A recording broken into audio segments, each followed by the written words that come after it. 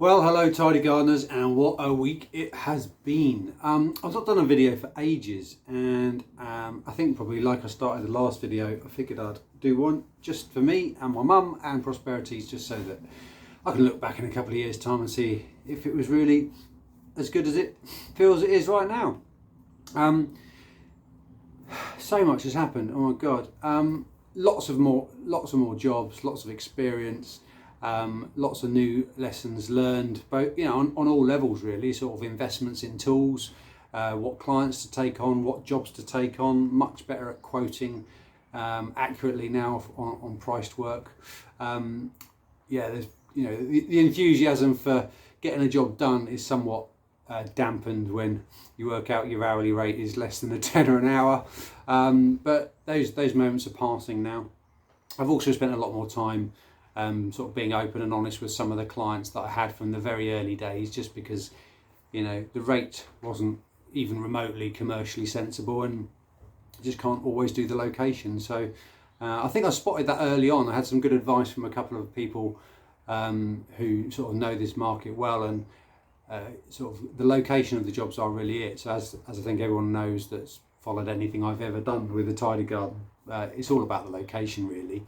The hourly rate isn't such an issue if you can get there and back in 10 minutes. But the hourly rate needs to be, quite frankly, a bit ridiculous if you've got half an hour or 45 minutes travel at each end of an hour or 2 hours work. And that seems to be where I'm winning jobs, because I can offer a very cost-effective job if it's in Winnersh, and people are quite often surprised. I'm still doing the little thing I did at the start, which is asking them how much they think would be a fair price, and for the most part that's the price I just go with. Might not always be a good idea, I might sort of regret that one day, but I really haven't regretted it yet. On a personal level, things are really picking up behind the scenes.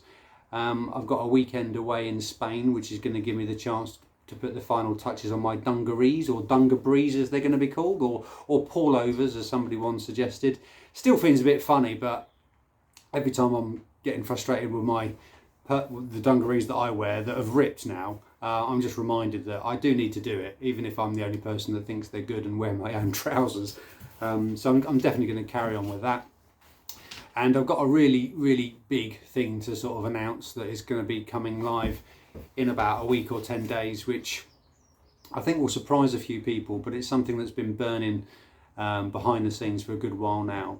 A lot of the people I work with are quite old, and they need somebody to just, as you imagine, tidy their garden. So I'm filling bins and doing mowing and weeding, and that's great, and I'm really enjoying that part of my new business and getting to know customers.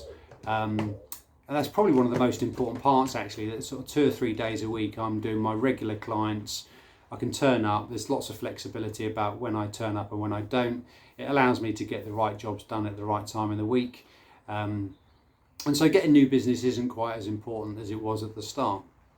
I've also put my rate up, so new clients will be paying a commercially sensible rate for what I do, which has allowed me to kind of let my older regular clients feel, I guess, a bit special at getting a special price, and I'll stick to that.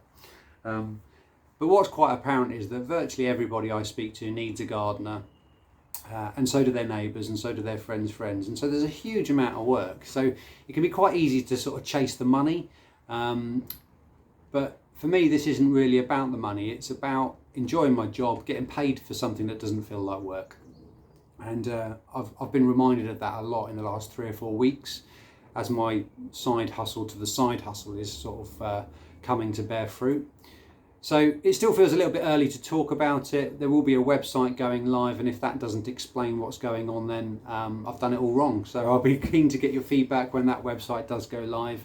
But it goes without saying that keeping garden tidies is great, and I do like some of the gardens that I work on. I kind of wish they were mine actually. They've been done incredibly well, but now I think I've got the knowledge to do much more in this sort of garden design and planting world, and hopefully you'll see some of the results of what's been going on behind the scenes.